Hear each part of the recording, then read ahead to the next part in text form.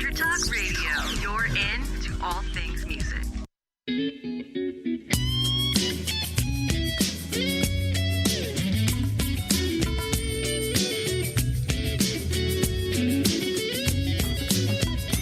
Welcome to Jackie's Groove. Come journey with us through the rhythm of the music business with your host, Jackie Bertoni.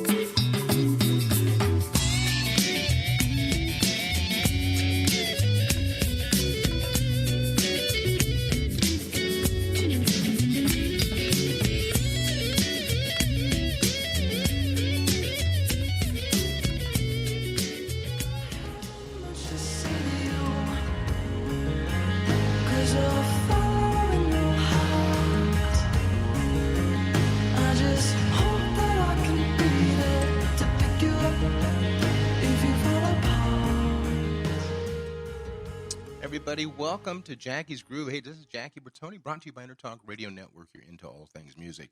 Second show of Emerging Mondays.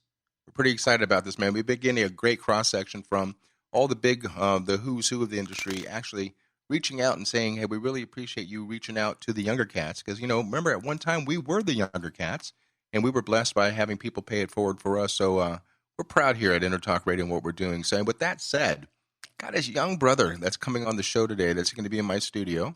His name is Jake Allen, and that's you can reach him at jakeallenmusic.com. We're going to talk in depth about his career and also his new album coming out soon. So with that said, I want everybody to welcome with open arms and open ears to Jackie's Groove. Please welcome my new brother, musical brother, Mr. Jake Allen. Jake, welcome to Jackie's Groove. Thank you, Jackie. Thanks for having me. Hey, man, I wanted to ask you a question, brother, because my wife and I were listening earlier to the music. She had a good question. I'm going to ask this too. What would you consider? Well, which is genre of your music would you say that fits the title for what you do? That is a good question. I'm actually trying to really figure out the official name for that right now.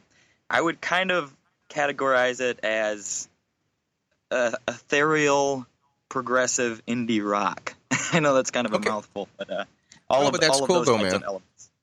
Hey, Jake, how old are you? I am 28 years old. I've got underwear older than you, so that's a good thing, man.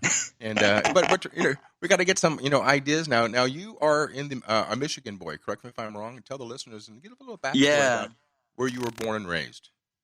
Yeah, I'm from a small town in northern Michigan called Grayling, which there's not a lot going on there. It's kind of a hunting and fishing village, I suppose. Kind of a tourist stop for people who are coming up to the woods to get away from the downstate lifestyle. Right. So kind of pretty quiet as far as any kind of music scene going on. The closest thing we really have is a town called Traverse City, which there's an abundance of great artists coming out of that area. But overall, where I'm from, it's kind of in the backwoods. Well, and so basically, let me just kind of get this straight. Now, growing up in the Allen household, what was coming through the speakers of the Allen household? What were your mom and dad into, and what were you, quote unquote, forced to listen to growing up? That's a good question because it probably does indicate why my music sounds like what it sounds like. So my dad kind of raised me on progressive music like Yes and Emerson, Lake and Palmer and Genesis and kind of those prog rock bands from the 60s and 70s that really were the trailblazers in progressive music. So I started out listening to stuff like that, and my dad was still is a keyboard player, a really great pianist and B3 organist. And so he was always listening to that in the car, and I took a liking to it. I was never really forced to listen to anything. I just kind of went by what he was listening to in the car. And then when I was about 13, I discovered 9 Inch Nails, and he wasn't happy about it at the time. He was so I was kind of into all this really intricate, crazy progressive music that I was translating into what I was doing with the keyboard at the time, my first instrument. And then all of a sudden, I was listening to more artistic kind of straight, well, not necessarily straight ahead, but stuff that wasn't as musically technical. So at the time, it seemed a little strange that I would switch to that genre of music as far as listening. But I think both of those kind of the creative productions of music like 9 Inch Nails and Honestly, I was going as far as Marilyn Manson at the time. So like these kind of dark artists. Right. But then also I was still listening to, Yes, and Emerson, Lake and Palmer, and it was kind of a very weird juxtaposition of music that I was listening to. And honestly, I think both of them kind of found their way into my craft and shaped a lot of the sounds that I came up with in my own music. So it kind of turned into this weird kind of genre that kind of crosses from all over the map. Right. I can only imagine, label artists, label interests, I should say, trying to figure out when the hell are we going to put this, where are we going to do it. But at the same time, too, it could be a great situation because if we ever go back to music stores, you remember those things, right? It's Yes. everything was broken out into a genre's style of music.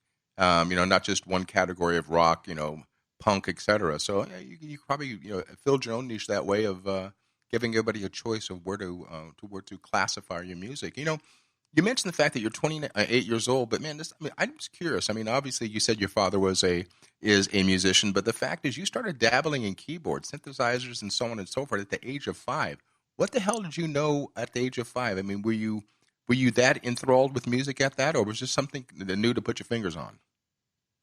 Really, I mean, the thing I was most interested in at that time was recording because my dad had a studio in the basement where we grew up, and I was always just like so intrigued by being able to capture something that I was doing on an instrument in the studio and listen to it back. And so that was kind of what drove me to start playing, actually, was the idea of recording. And keyboards were what happened to be around at the time, given my dad's, choice of instruments. So I just started really messing around, and it was really just about having fun. And I never really saw a future in it per se until I was probably about 13 or 14 and started picking up other instruments and started realizing that I wanted to actually make music for a living. Let me ask this question because I'm going to have that look in front of you. Is that crystal ball that's sitting in front of you right now? What is Jake Allen? What are you planning now, current day, and also in the future? What are you going to try to bring to the industry that's not out there already?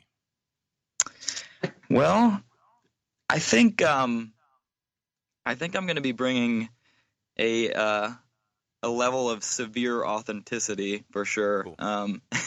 I definitely don't try to categorize my music into a particular market like we were talking about earlier. It's kind of just this weird, whatever ends up on the canvas is what I'm putting out there, and whatever feels good at the time.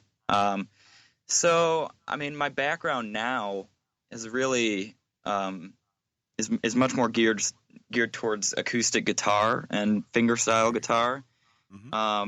So when I was about 19, I became hip to an artist called Michael Hedges and some other great fingerstyle guitar players. And my music kind of took a turn and started being very acoustic guitar driven. So with that being the case now, I'm kind of meshing that with what I've been doing my whole life, which is trying to make unique productions in the studio. So it's kind of this fingerstyle guitar overlaid on top of this backdrop of progressive music / interesting production, interesting sounds. So it's really meshing this kind of colorful side with this very technical music side.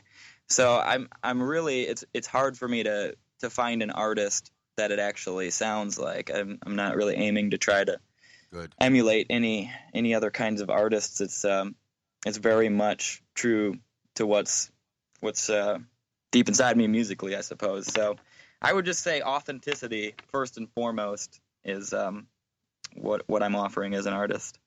And that's so cool because everybody here at EnterTalk Radio, not only are we professionals, radio people also, but we're also first and foremost musicians. The bumper music you hear coming in at the top of my music, top of my show, that actually is on bass the CEO of the corporation, Florentino Buenaventura, a gentleman you just spoke to a little while ago, Paul, our COO and the master engineer. That's him on guitar and myself on percussion. So we try to keep it real and keep it all, in the circle, the warmth of it. In fact, I was asking Paul before we went on if he had a chance to listen to Jake's music. He goes, yeah. He goes, the songs that we came up with, Paul's an amazing guitarist. I'm not blowing smoke up his ass, but he's a great guitarist. So you guys may want to chop it up offline or whatever itself, but he's listening in, obviously, as we speak. I want you to I want you to check out something. I was looking at your touring schedule, and I want to say I'm proud of you as a young brother, man, because I've talked to all the heavy duties in the industry. We just had Andy Summers on a couple months ago, in his minutia, as they say, and all the who's who of the players. And I always ask this question to a lot of the all the old guys that are long in the tooth like myself about the fact of being a YouTube phenom. And I got to be honest with you, I'm not going to get back on my soapbox, but I'm proud of you, man. And I love the fact that you're going out and you're getting doors slammed in your face, you're getting cut up, and you're getting beat up and bruised because you got to become a road dog, man, if you want any longevity or any relevance in this industry.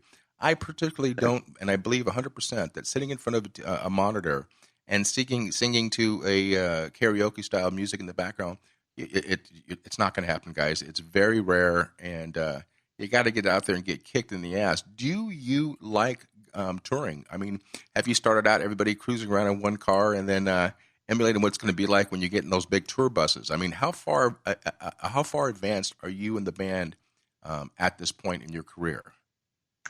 Good question. It's actually kind of a weird situation right now because I'm in the process of putting a band back together. So in the studio, I play everything myself, and I make these records on my own, and then I do put a band together, and we go out and tour it. It's been a while since I've toured with the full band, and I've been mainly touring acoustically, and I've also just gone on the road with a band called the Accidentals out of Traverse City, Michigan, and their tour schedule is absolute insanity. They play, I think last year they played 260 dates, which is just unreal. I mean, they were awarded by Bands in Town as the artist who played the most shows in 2016. So going out with them on the road, I've been mainly doing my acoustic show, which is it's been awesome. And I'm also playing in their band too. I'm playing guitar and keyboards in their band, which has been a pleasure. But we've been hitting it really hard this year, and we started out with a tour to South by Southwest, where we did 10 showcases, and then we did a good stint in Colorado, and a bunch of stuff in the Midwest. Next week we're going to New York City. We're playing a venue there called the Mercury Lounge, and doing some stuff in Pennsylvania and in this kind of East Coast area. So as far as what's happening right now, it's very much acoustic based. And as this new album starts to emerge in the fall here, and I go out and push that, I'm going to be bringing the band back out on the road. And every time I get the band together, it's a little bit of a different incarnation. There's players who have been there through the whole thing, and then sometimes people will get swapped out, and it's just kind of a collective of what great musicians I can find at the time who want to go out on the road and tour with me. And so far, I've been really fortunate to find the players that I have, and I've had the honor of playing alongside some really great musicians from Northern Michigan, and they love getting out on the road. They love getting out of Northern Michigan. Do you chart your music, or how much rehearsal time is what's spent with these guys itself once you're getting acclimated with them at first? Is it charted, or are you guys just kind of winging it and going hour by hour to get the music together? It's not. I don't have any charts that I give to anybody.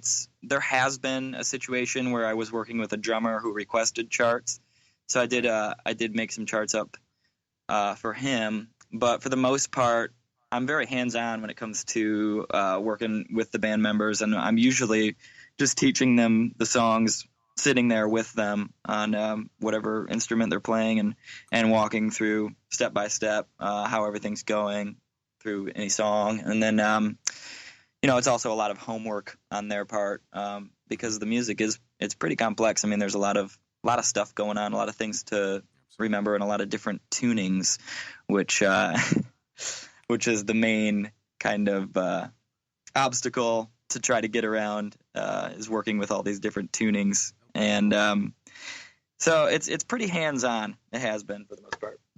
And I was looking at your tour schedule, and correct me if I'm wrong, I don't know if you were already in Nashville area or you're heading out that way. Next time you're out in this area, in fact, I want you to write this name down. He's a young brother. He's actually your age. Okay. I used to hold him in my arms as a baby, man. His name is Dylan McDonald, and that's Dylan McDonald. Now, the last name is really familiar because his father is Michael McDonald. And, oh, wow. And so Dylan has got his own band called Dylan McDonald and the Avians. Very much in the vibe of your music, which is very, very cool. And he sounds nothing like his dad. He actually sounds more like his mom, Amy, and which is amazing. So kind of check out that vibe also. If you're in that area, vibe out. He's always playing in Nashville and surrounding areas itself. If you do that, give me a call. We'll exchange numbers. And I definitely want you to hook up with this young brother. I mean, you guys are virtually the same age, and it's very cool. And your music is very, very close also. And I think you guys can get to it'd be kind of a cool situation, And let me ask you this question in this last minute and 46 seconds of the first. You see how fast these segments go by. But I want to ask you this question. In fact, I'm not going to ask it, Phil. I'll kind of give you a preface right now and an overview. I want to find out. You already mentioned Michael Hedges and so on, but we also mentioned what Dad turned you on to. But I want to find out currently, if I was to hijack your iPhone or your music player, what is Jake Allen listening to today? And so on and so forth. So, but don't answer that question now. I want you to think about some questions also. And two, talking about the new album coming out. Correct me if I'm wrong. Is this your third outage? Will this be the third album coming out? Yes, it will. Okay, cool. And also too, we want to extend the olive branch also to you. What we do is we have these interviews, and then all of a sudden, 3 or 4 months later, the new program comes out, the new album comes out. We're going to welcome you back, man, and we're all about keeping the young brothers and sisters up there, and so we can help you promote this album in any way.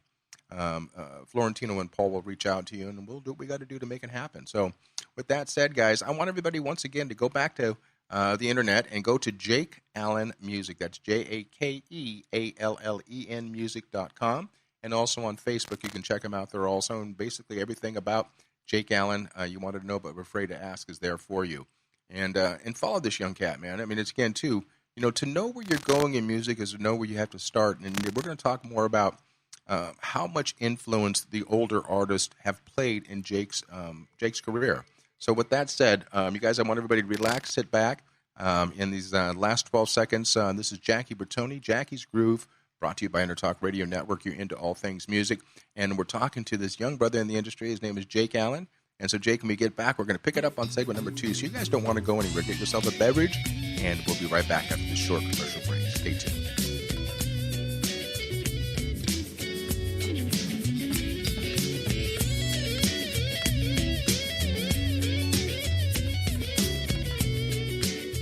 Are you serious about your music? Are you ready to run with the big dogs? The experts at Pitbull Audio have the gear to get you into the game. From leading manufacturers like Mesa Boogie, Fender, Pioneer, and American Audio. To sound your best, you need the best. Pitbull Audio can deliver in rehearsal, on stage, and into the big time.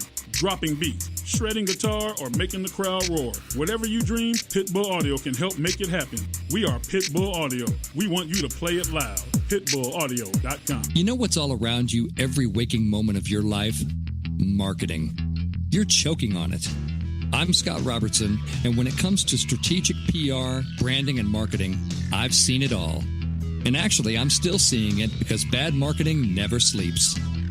Join me each week on May the Best Brand Win, right here on EnterTalk Radio, and learn how to make the marketing for your brand unforgettable.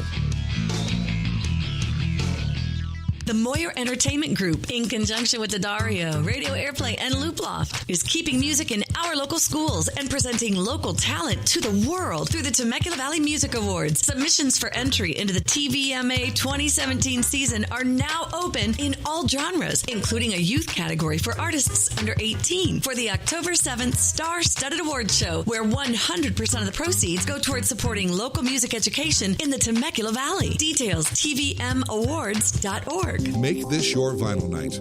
I'm John J.R. Robinson, and every week, music creation comes alive through stories, experiences, and sounds when vinyl records filled our hearts and minds. My friends and I share our tips and techniques used in creation of iconic tracks for recording artists such as Michael Jackson, Eric Clapton, Quincy Jones, and Steve Winwood, to name a few. Vinyl has emerged hot, and the soul of vinyl defines art and passion which burns deepest at night. Tune in every Wednesday at 2 p.m. Pacific Standard Time on EnterTalkRadio.com. Todd Zuckerman from the rock band Styx, and you're listening to my pal Jackie Bertoni on Jackie's Groove. Groove on, motherfuckers.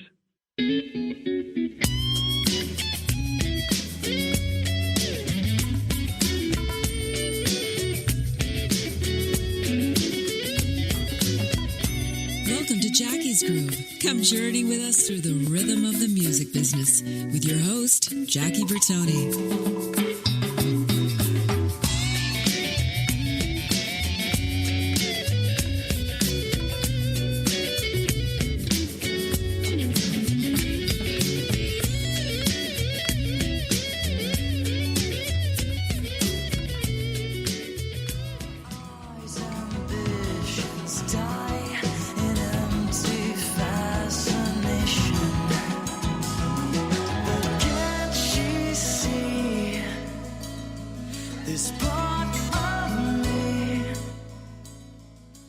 Hey everybody, welcome back to segment number 2 of Jackie's Groove. This is Jackie Bertoni, brought to you by EnterTalk Radio Network. You're into all things music. You guys do yourselves a favor and do us a favor. Please reach out to your computer and your iPhone, your smartphone, or your Android and download our easy-to-use navigate application called EnterTalk Radio. 2 words, EnterTalk, second one, radio. You can take Jackie's Groove and the plethora of our other shows on our network on the go with you when you can't listen to us live.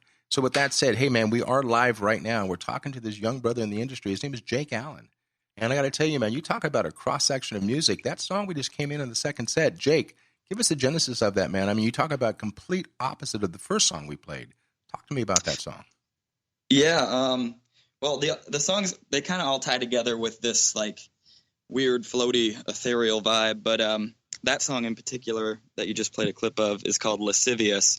And it's much more in the progressive rock vein, I suppose. It's one of those weird time signature kind of technical grooves, and it's also one of the songs that I played harp on for the first time, which is a new instrument for this record, but also another thing that ties all of these tracks together. But yeah, the music is very diverse in terms of technicality, and some songs will be very technical and some songs are a little more driven by more commercial or mainstream approaches, but tied together with this ethereal kind of sound, I suppose.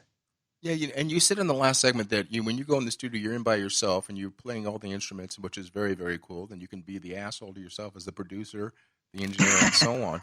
Hey, are you a slave to Logic or Pro Tools, or have you, in your young life, ever had a chance to go into a major studio with an SSL Neve board and an MPEG, 2-inch reel? Have you had the opportunity to record in your young age anything analog? Or are you a slave to the digital world? Well, like I said, I started out in my father's studio, which at the time was all analog. Actually, I take that back. I kind of came into the game in the time of the DA38 tape machine, so it was a DAT tape. And then we moved over to a solid state digital recorder. So I haven't really worked with the old tape machines like the Studers or Ampex or anything like that, or the 2-inch stuff. I haven't gotten that analog, but I did start out with using an analog board and all analog outboard compressors and EQs and all of that type of gear. So I've done kind of the nitty gritty, very hands on stuff. And honestly, I just got into Pro Tools about 5 years ago, and I am now a slave to Pro Tools. And that's okay, man. And that's okay because, just talking about the aforementioned, we talked on the last break, Dylan McDonald, his father Michael has a new album coming out called Open Wide on September the 15th, and the radio drop you heard from my good friend of mine, Todd Zuckerman, the drummer from the group Styx.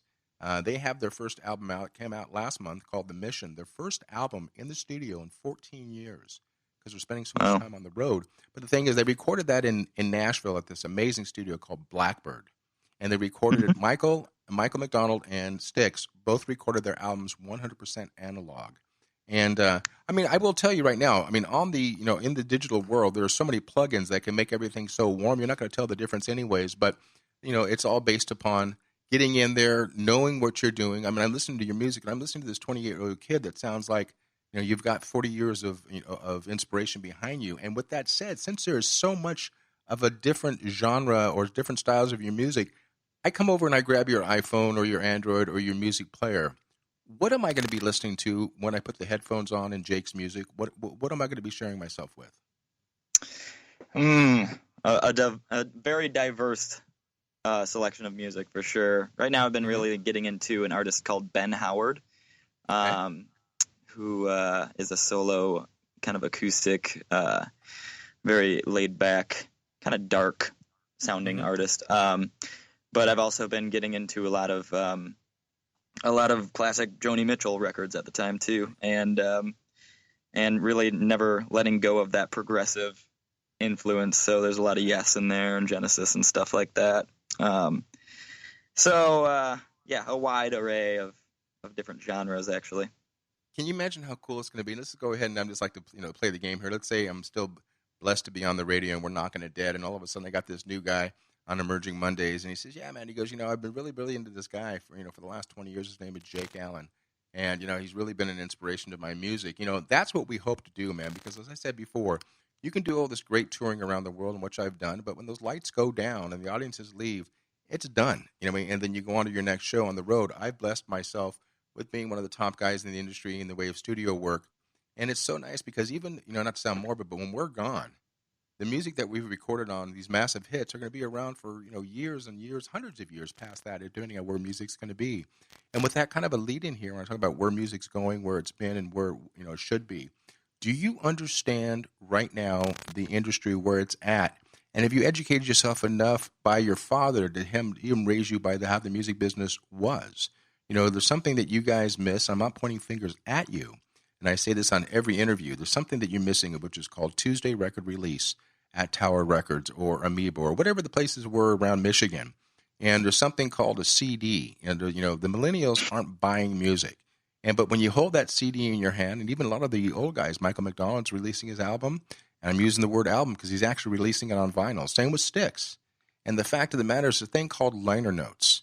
And as a true musician, man, I got to tell you, I used to love, in fact, I still do it today with when I download music on iTunes. I go down, and a lot of the artists now are giving you digital downloads of their liner notes to pay homage of who's playing, who was on Jake's music, who were the supporting musicians on there, where was it recorded, what was it used, a special thank you from Jake to his mom and dad. You know what I'm saying? Something that you guys, your age misses that. So with that said, talking to your dad now, I'm sure he educated you as much as he possibly could about the industry it was when we were growing up in it. Do you understand where it's at right now, or do you even consider there is such a business, or is it in limbo? Are you optimistic or pessimistic at your young age about this industry? Well, honestly, I'm pretty optimistic because it's so much more geared towards independent artists having a chance to do things right now. I mean, with the internet and the platforms out there, you don't need a major distributor or a record label to put out an album and get it out to millions of people anymore. I mean, it's really changed in that sense. So it's really about how much work you're going to put in to act as those entities would. So it's for me, I'm optimistic because I have a lot of time in the van right now to be on the computer and pretend that I am a marketing guru and go out there and brother. You have to do it. Yeah. I mean, as it said, you used to be able to hire a team that would do everything for you, and hopefully you would hire the right people to do the right thing for you. There's been more horror stories than there've been positive stories. I just had on last week Jay King, who was the innovator from one of the greatest bands in the 80s and 90s called Club Nouveau. Their big hits were Bill Withers, let's see, what was it? Their songs, Rumors, and Why You Treat Me So Bad, and Lean on Me. And, I thought for sure he'd be, he's older than I am. He is so into today's music because the fact is, if you get screwed in today's business, you screwed yourself. Yeah. And for not being on top of it all, are people selling albums anymore? I'd like to believe they are because even now with Billboard and with the RIAA, your album sales are contingent also on your views on YouTube. I don't know if I believe in that at all, but it is what it is. Do you think in your young age that the industry will come back to the fact that there will be actual mechanics, people working on your side, or do you want to stay on top of it by yourself for the long run? Well, right now, the main aim for me, with the industry as it is kind of a hybrid type of situation.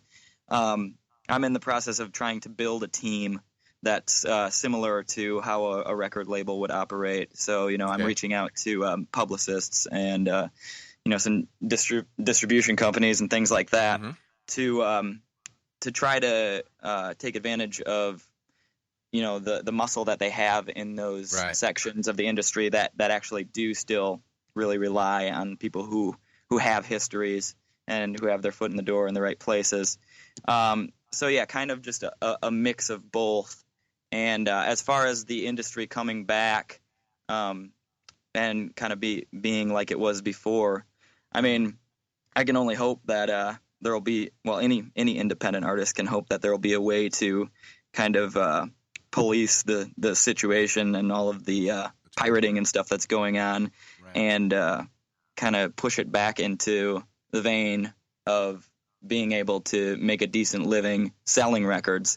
But I mean, as it stands right now, it's not looking like that's going to be the case. So for me, my mantra is make the best music that I can and make albums that still feel like they have the value of an album you would buy in the 1970s, and make those packages and those liner notes and give it the value that it deserves, because it does. It deserves all of that attention to detail and all of the great things that come with opening a vinyl and smelling the liner notes. Thank you. No, that's perfect, man. That's perfect because on Howard Stern they always make fun of Gary Dell'Abate because his collection of quote unquote vinyl. I can tell right now I can go in my spare garage and I've got just milk cartons, lined up with vinyl and stuff, and I and with plastic covers on the outside of them. And as a person, I don't want to consider myself an audiophilist, but the best music and the highest quality of music is put out on reel to reel. Then it's followed up by vinyl. Then it's followed up by smaller vinyl called CD, and so on. The music out there, the stuff that I grew up with, which I grew up in a genre of Latin music, if you will, salsa, cumbia, reggaeton, and so on. Currently, reggae music, and you've got to be diverse in your industry because if you want to be eclectic, I think you have to have an influence and an influx of all different styles of music. With that said, are there styles of music out there that Jake just doesn't care for, period? And be honest. I mean, I guess one thing is I love I've been to Nashville a few times and kind of have seen firsthand kind of some of the country music scene. I don't really particularly care for country music, but okay. I love the people of the scene. Right. I love the way that scene kind of operates. I guess overall genre wise, I would say, country and rap. I can't really find a foothold in for myself personally. I see where it has value to other people, but it's not something that you'll find on my playlist. So, and I want to ask this question also because a lot of people have made a huge living. My good friend Warren G. He sampled a song from Michael McDonald called "I Keep Forgetting" on his song called "Regulator." There's a list that goes down the line. I mean, that's actually his music actually pulled from that. That's Mike on the Road 76. Have you ever considered one of your favorite songs growing up, one of your favorite songs currently, that you would sample and bring onto a Jake Allen song? I've kind of thought about that. There's a great artist now called Gautier who bases most of his music around sampling. The song "Somebody I Used to Know," for example. Love the tune. That's a great example of a song that sampled something and became this massive hit. And now actually the artist who he sampled it from is noted as a co-writer because of how instrumental that sample was to creating that vibe of that song. Absolutely. Me personally, I haven't dove into that yet, but I could see it as something that might happen in the future. Because I do see the value in there's a kind of different vibe that it adds when you do sample something that you can't really get from playing it yourself, it adds this kind of nostalgic or eerie element a lot of the times that I do really like. But yeah, as of now, have not dabbled in. Let me give you a case in point. Going back, years ago, some unknown artist by the name of Elton John. He has a great song called "Don't Let the Sun Go Down on Me," and he was trying to get this choir to do the background. He says, I really got to I want this harmonic, I want this 4-part harmony, kind of like all of the Beach Boys, kind of have that vibe. And after he beat the living shit out of himself, he said, you know what? His producer said, why don't we just go ahead and hire the Beach Boys? And so a lot of people don't know that. Here's Elton John's one of his biggest hits, "Don't Let the Sun Go Down on Me," and that is the Beach Boys singing background. And so the fact of the matter is, when you try to sit there and go into the cauldron and start adding different flavors, and if you can't get the right flavor, just come out of pocket, man, and do the right thing. And I ask that, and I say that to you with regards to sampling and two different genres of music and so on that can play into it. Because I'm going over your file, your portfolio. And I say this as a compliment. There's not one fucking song that sounds the same, that I've listened to. And I kind of went all through it last night. And my wife and I sat back there, and she goes, "Wow," she goes, "I'm really going to look forward to this interview because I want to hear what he's got to say with that." And so, with that said, older people like this really enjoying your music. Let's go back for a second to someone who brought you into this world called your mother. Is Mama proud of what you're doing right now? Does she get what her son's doing? Does she support you what you're doing? She actually is very proud. Yes, she was a musician herself for a while, and still kind of dabbles in B3 organ. But she was a drummer on stage with my dad for 16 years. Yeah, and so she understands the industry and the grind of touring and stuff like that, to the degree that she can respect what I do and actually commend me for the work that I'm putting in, which is really cool. I mean, it's cool to be on the same page with her in that sense. So yeah, I think Mama's proud.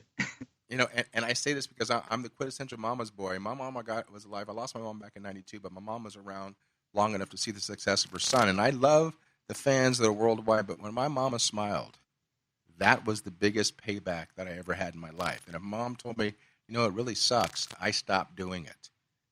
Mama knows best, and that's the bottom line. But what I know best right now, brothers, we got 23 seconds left on the second segment, and we're going to be going out of this. The next segment is all about Jake Allen, how to support you, how to stalk you, your URLs and so on. I'm going to have my buddy, the CEO of the network, come in and join. His name is Florentino. So when we come back on segment number 3 on Jackie's Groove, we're brought to you by this huge conglomerate called EnterTalk Radio Network. You're into all things music. And I'm proud and privileged to have on my studio today, Emerging Monday's second show, Jake Allen. You guys don't go anywhere. We're taking a short break and pay some bills. We're going to back after the short pause. Don't go anywhere.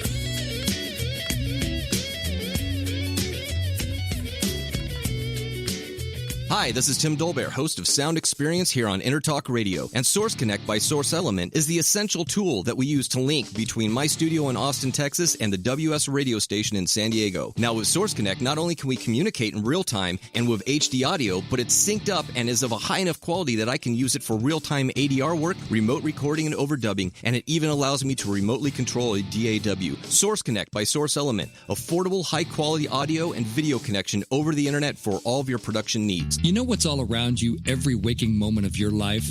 Marketing. You're choking on it.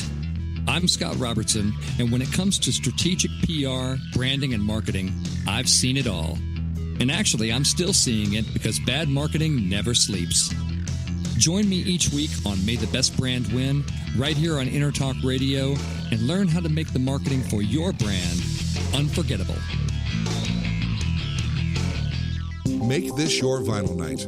I'm John J.R. Robinson, and every week, music creation comes alive through stories, experiences, and sounds when vinyl records filled our hearts and minds. My friends and I share our tips and techniques used in creation of iconic tracks for recording artists such as Michael Jackson, Eric Clapton, Quincy Jones, and Steve Winwood, to name a few. Vinyl has emerged hot, and the soul of vinyl defines art and passion which burns deepest at night. Tune in every Wednesday at 2 p.m. Pacific Standard Time on EnterTalkRadio.com. Are you serious about your music? Are you ready to run with the big dogs? The experts at Pitbull Audio have the gear to get you into the game. From leading manufacturers like Mesa Boogie, Fender, Pioneer, and American Audio. To sound your best, you need the best. Pitbull Audio can deliver in rehearsal, on stage, and into the big time. dropping beats, shredding guitar, or making the crowd roar. Whatever you dream, Pitbull Audio can help make it happen. We are Pitbull Audio. We want you to play it loud. PitbullAudio.com. Hi, this is Michael McDonald, and you're listening to my good buddy Jackie Bertoni on Jackie's Groove. Here we go.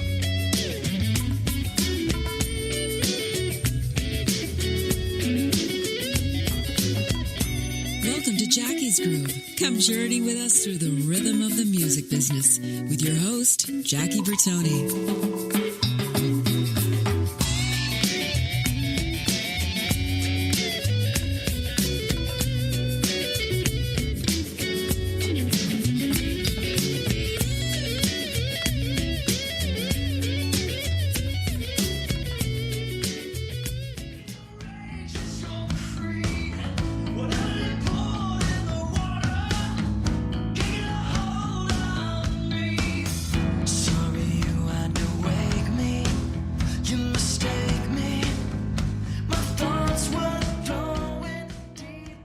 Everybody, welcome back to the final segment number 3 on Jackie's Groove. Guys, this is Jackie Bertoni. We're brought to you by EnterTalk Radio Network. And also want to say hi to all of our sponsors out there that keep the lights on in this place. And that's first and foremost Calvin Lee and the Motley Crew over at Pitbull Audio, where they just want you to play it loud. You can reach them at pitbullaudio.com, and also to my symbol choice for the last 23 years, Sabian, SABIAN.com. Thank you, gentlemen, for your support. Vader Drumsticks, who have been giving my good wood for the past 24 years, and that's VATER.com. And also somebody, if you're not familiar with it yet, Jake, called Studio Instrument Rentals out here on the West and East Coast, SIR-USA.com for all of your backline needs and all of your rehearsal studio needs also. And DW Drums, another sponsor, DWDrums.com, and that's Drum Workshop Incorporated. And also a group that I'm most biased to. Going on 28 years, they've been supporting me and sponsoring me with all of my percussion rig, and they're called LP Music, and that's lpmusic.com. So with that said, paid a little bit of bills there. Yeah, I'm talking to this young musical brother who's got a very old soul, and I mean that as a compliment. He's got it together, man. If he doesn't make it, then you know what? I think it's going to be your fault, the listeners out there, because the kid's got it going on, man. And when you get a chance, check out his music again. Go to jakeallenmusic.com. And while I'm on the phone with you, Jake, if you want to go ahead, you don't want to give any, thank you very much, Skype. If you don't want to give up anything here itself, but you got a third album coming out. How far along are you? Are you done? Is it ready to be pressed? Share it with the audience. I am. I'm actually sitting in the studio right now in front of my DAW. I'm putting the final garnishes on the record right now, so to speak. There's about 2 mixes left that need to be completed, but I've been going at this record for about 4 years. Really? And I say that as in like every day working, not taking breaks really. So it's the first album that I've recorded with Pro Tools, like we were talking about before. I've kind of just recently gotten to the Pro Tools situation, and I gotta say, the one thing about having so many options and plugins available to you is it seems to slow you down a little bit in the sense of wanting to make everything sound exactly like it does in your head. And the positive thing is I am getting there. It's just taking a very long time. So within the next month, this album will be completed, and it'll be sent off for mastering. And will be released in the fall. So yes, I'm at the very final stages. Very exciting. I can already feel the weight being lifted off my shoulders. Have we come up with a title yet, or is there a working title with this? Yeah, the album is called Deviant Motions. I love it. Hey, let me ask you this question. We talked about sampling on the last segment. Have you ever considered, and it's very, very big in the industry, and there's nothing wrong with it, it's actually paying homage to those that you have loved. Have you ever thought about covering a tune, an actual, not sampling, but covering and remaking a song by one of your idols or one of your inspirations growing up? Yes or no? Well, I mean, I have done that. I haven't released any covers or remakes on any of my solo records, but I have. So in my acoustic show that I've been touring with, I actually do a lot of remakes, and they're more so remakes than they are covers. Actually, they're kind of spin-offs of the song, I suppose. They're reimagined. So, for example, I do a cover of a Beatles song, Eleanor Rigby, and great song. Musically, I mean, if the vocal track wasn't there, you would not recognize it as Eleanor Rigby. So it's kind of part of my acoustic show to take a lot of those songs and remake them. So yes, I have done that quite a bit. Jake, let me ask you a question. When you're in the studio, you're by yourself. Let's go live on stage right now. Let's kind of walk in your shoes for a second. Are you easy to get along with? Are you a prick? What's the overall feeling of the band? I mean, how much thumb do you have down on these players? Well, I mean, when it comes to the live band, I try not to be a prick. Okay. I'm going to go out and say I'm not a prick. I'm a pretty. You are I'm a front man. easy guy. Yeah, well, from a lot of them, trust me, you've got that disease, man. You're called a lead singer. You guys have all been touched. I realize the baggage that comes with being a band leader / lead singer / person who's putting the whole operation together. So my actually one of my main goals when I do get together with the band is to make it comfortable, and I don't want them to feel like I'm a boss. I'm an equal with them, and they're just here. I'm blessed to have them around to help me to showcase this music. So I do all that I can to avoid coming off as a prick.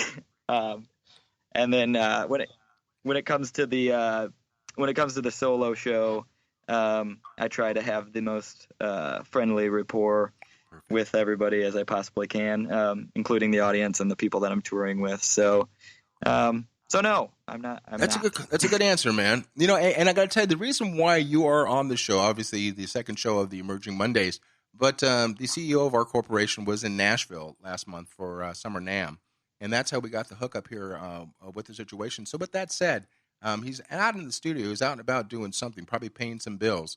But I want to bring him on right now. So, Florentino, say hi to young Jake. Jake, say hi to Florentino.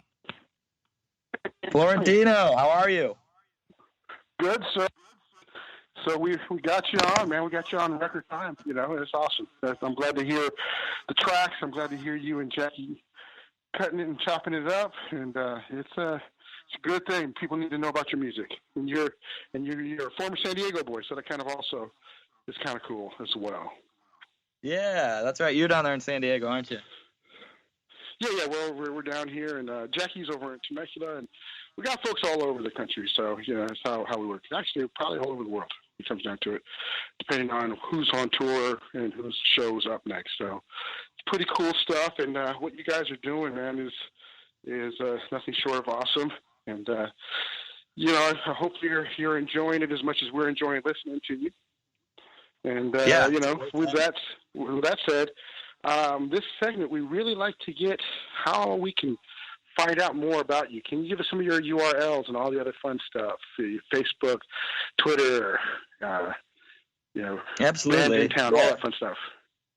Yeah. So pretty much, if you just search Jake Allen, ALLEN music on Google, all of that stuff will pop up. My website is jakeallenmusic.com. And my Facebook, which is the social media that I'm most active on, is facebook.com/JakeAllenMusic. So pretty easy to find. And I would say if you are looking to follow what I'm doing, the Facebook is the most active link to check out and follow me on there. Well, definitely, brother. Well, hey, man. You're now part of the EnterTalk family, so we'll always be out there supporting you with whatever you're doing, whether it's on your own or with the Accidentals. And kind of a shout out to them. They were on the Talking Up Music Education with the NAMM Foundation, which we produced with the NAMM Foundation, and that was a great show. And it was kind of it's kind of a small world. You sit down to talk to one person, and you meet another person, you realize it's really is it's small music world. So it was good meeting you over at NAMM, and I'm glad that we're able to spotlight you here. So with that said, Mr. Bertone, Mr. Jackie's Groove, Mr. What was it, Jackie Pants percussion guy? That's it. That was. We'll talk about that later. We won't bring it up now, too. He's too young. His ears don't want to get flamed up here. So, with that said, all right, Florentino, where you are, drive safely. We'll talk to you later on in the studio, and I'm going to go back and commandeer my own show. So, Tino, thank you, sir. And let's get back to the crux of things here. JakeAllenMusic.com. So, Jake, let me ask you this question. I asked this. I think you're young enough. You're young enough, but you've got an old soul. I always ask this question, and I'm going to ask you also too.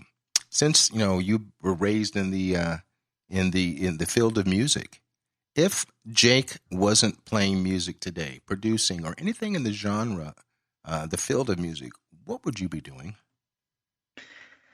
That's a good question that I actually don't ever think about.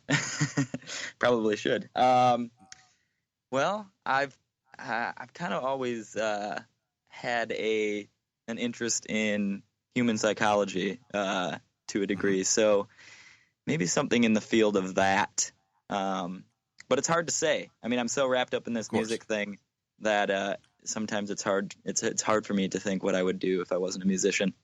But that's a fair answer. That's a really fair answer. Let me just jump in here. When you say, because you're the third or fourth interview that they responded by saying psychiatry, psychologist, because the bottom line is you are doing that on stage. You're telling about someone's story. How many times have you sat there and read about somebody who was depressed or who was really, on death's door and came out of it and said, if it wasn't for your music, I probably wouldn't be here today. I don't think there's a psychologist out there that can really take that, take that too lightly or even take 100% credit with that. Music does calm the savage beast. Music brings out the best in everybody. And I firmly believe if you don't have music in your life, you don't have a life, my friend. That's and that's just my personal take on things. And I also want to ask you this question too, going back. I'm going to still treating you like you've been in the industry for 40 years, but I want you to share with the listeners and myself, if you've had this opportunity, I don't care if it's, if it's worldwide or even local in your own area, where were you, what were you doing, and what song was it, if any, was the first time you heard Jake on the radio? The first time I heard myself on the radio? Correct. That would probably be there's a local station in Traverse City over here in Michigan called WKLT, and it's a rock station. And I think it probably would have been I was probably 16 or so. I think I went on that show and did an interview segment with a lady named Terry Ray on there, great radio DJ. And then I heard it played back a couple weeks later on the radio, and it was pretty surreal to hear my music being played back on the radio. I mean, it's something that every artist probably aims for in their beginning stages, and then when you actually hear it happening, it's like, whoa, I actually made it onto the radio. So yeah, and that's a cool thing because I don't have I'm not an artist per se. I don't have my own album, even though I've been asked over the years to do one. I don't have any desire to do that. But the thing is, it's so beautiful, man. To this day, my wife and I were heading out to Las Vegas. We're driving, and we stop at a little small town called Barstow, and we go out to use the boys' room and the girls' room. And I'm coming out of the toilet, and I'm listening to myself on the radio on a great hit by a great reggae band called Big Mountain, and a song called "Baby I Love Your Way." And that's a worldwide hit for them. It's a cover tune of obviously Peter Frampton's "Baby I Love Your Way." And to this day, at the age of 57, I can walk out and I still want to stop and say, "Hey, everybody, that song you're listening to, that's all my percussion." And the fact is, it's still, as I said before, I did a big thing called Oral History for NAMM. And I said the last thing it said on the interview was to the young brothers and sisters out there, this never gets old. And that's the whole thing. We don't get in this business to starve, my friend. I mean, anybody who wants to be a starving musician, then you're a cop-out. You don't have the ability to be a person who is affluent or a person who can make a living as a working musician. I mean, it's what's the word I want to use? It's a story in progress, and the time you've come down and you learn the industry, then you're dead, because every day you wake up, there's something new to learn and so on. And there's something also about promotion. People that you play, you're playing your gear for a reason. And I'm just going to go back off here itself, because I'm all about music and I'm all about gear and I'm all about endorsements. I spoke about that earlier. But the fact is, now you choose of all the music that you're looking for, guitar-wise. You want to put a shout out to Gretsch and talk about who you use right now. Who are you playing on stage or in the studio? Well, I'm doing the acoustic thing mainly right now on the road. Mm-hmm. So absolutely, the company that's been instrumental in me obtaining my sound is Takamine guitars, which their pickup systems and their guitars are really excellent for what I do. They're the only guitar that I feel like that comes stock that sounds like a custom pickup system. I mean, it's like I do a lot of tapping and percussive stuff on the body of the guitar. So the palathetic pickup, which is the pickup that comes in their guitars, it already has a great sound that's tailored to that type of playing. So definitely that company has been instrumental in helping me to get where I am with my live show. And I was actually just at Nashville Summer NAMM 2 weeks ago when I was there. One of their main guitar builders, Makoto Terasaki, he's offered to build me a custom Takamine guitar, which is something that I've had dreams about since I was a little boy playing my first Takamine EF330 or EF341 guitar, and so that's kind of a recent milestone, which is really, really awesome for me. So I definitely want to give them a shout out and say thank you to David and Tom and Makoto and everybody over at Takamine Guitars. You know, I got to tell you, you mentioned a little suck about tapping and being percussive on your guitar. I love one of your songs, man. I listened to it a couple times last night. I think it's called Tapping, or you know what song I'm talking about, obviously. That's Tappy Thang. Yeah, man. That's very, very cool. I kind of, again, anything that's got to do with syncopation, that's all about that. That's the curse of being a percussionist. You know, where I can lend my talents. You know, what I can add the color around, or the pitch around the frame, and vice versa. So, with that said, brother, you know what, man? This was a very, very enjoyable conversation, man. And I got to tell you, when the studio brought it to me about Emerging Mondays, I was a little bit apprehensive, man. I mean, I'm always about paying it forward. But, man, you made this easy, man. Again, it's like talking to an old brother, and I really, really appreciate it. I hope you had a good time, man. I really hope you had a good time on Jackie's Groove and Self. And as I said, depending on Paul's workload, as soon as this segment is edited and ready for ears, I mean, our listening audience is huge when it comes back on the archive. And you guys can always check this out, obviously, at entertalkradio.com/Jackie's Groove or www.jackiesgroove.com. Scroll down to episodes on demand and check out Jake Allen. You guys don't want to go anywhere, man. You want to enjoy this young brother, man, and support him, man. Go on to where music's sold, iTunes. If it's on CD Baby or Amazon, support this young man. So with that said, Jake, we're out, man. Thank you so much for being part of Emerging Mondays, the second artist, and we're looking forward to anything coming up. So with that said, everybody, thank Jake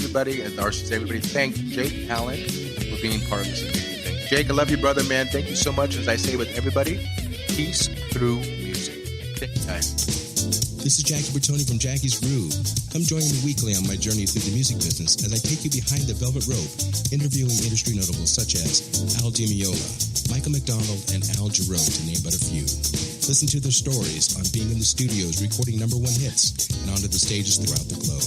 Allow me to be your music historian.